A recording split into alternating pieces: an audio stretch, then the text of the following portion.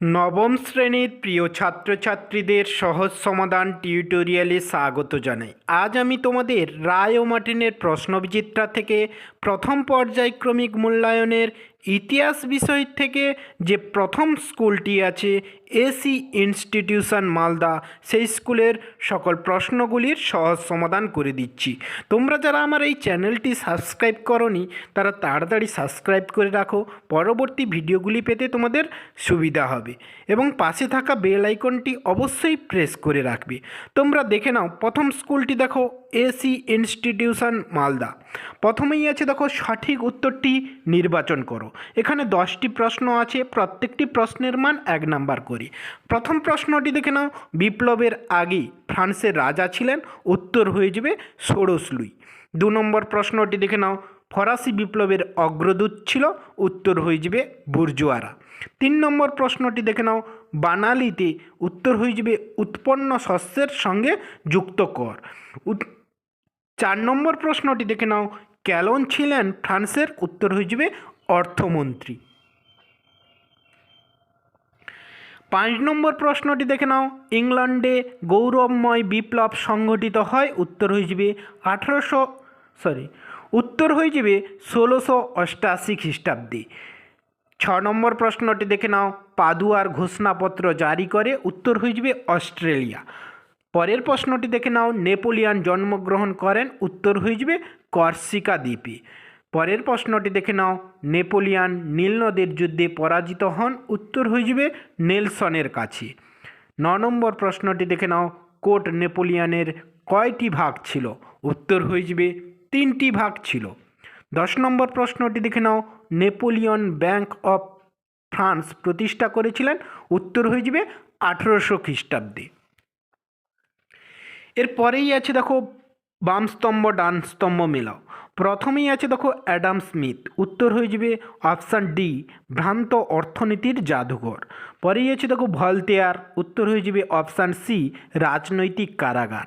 তিনেই আছে দেখো রোবোস্পিয়র, উত্তর হয়ে যাবে সন্ত্রাসের শাসনের নেতা। 4এই আছে দেখো মিরাবো, উত্তর হয়ে যাবে অপশান বি অভিজাত নেতা।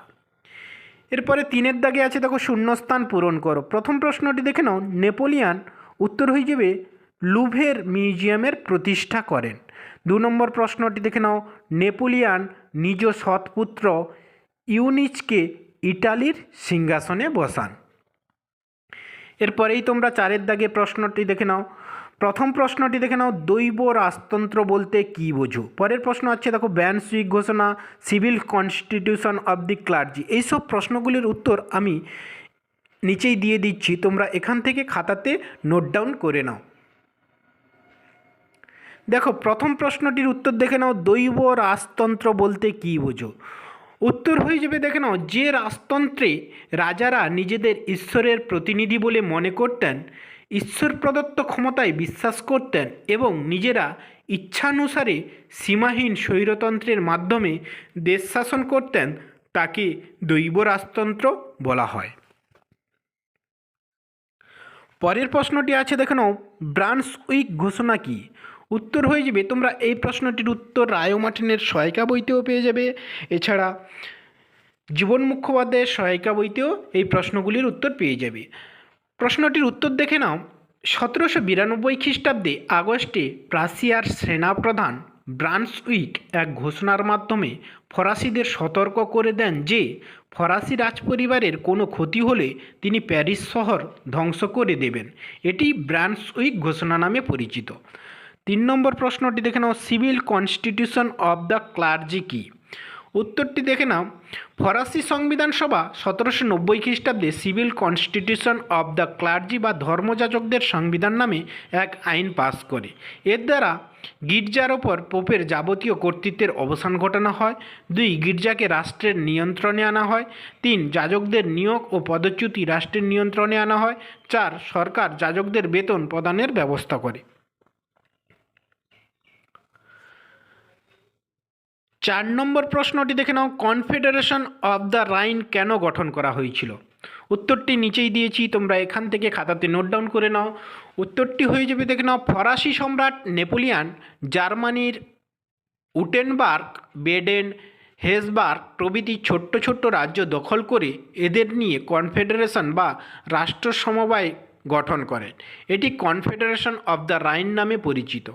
কনফেডারেশন অব দ্য রাইন এর প্রতিষ্ঠাতা হলেন ফরাসি সম্রাট নেপোলিয়ন। এরপরে 5 নম্বর প্রশ্নটি আছে, দেখে নাও, নেপোলিয়ন বিরোধী মিত্রপক্ষে কোন কোন শক্তি যোগ দিয়েছিল? উত্তর হয়ে যাবে ইংল্যান্ড, অস্ট্রিয়া, রাশিয়া, সুইডেন। ধন্যবাদ সবাইকে। তোমরা যারা আমার এই চ্যানেলটি সাবস্ক্রাইব করনি, সাবস্ক্রাইব করে পাশে থাকা বেল আইকনটি প্রেস করে রাখো, যাতে পরবর্তী ভিডিওগুলি পেতে সুবিধা হয়।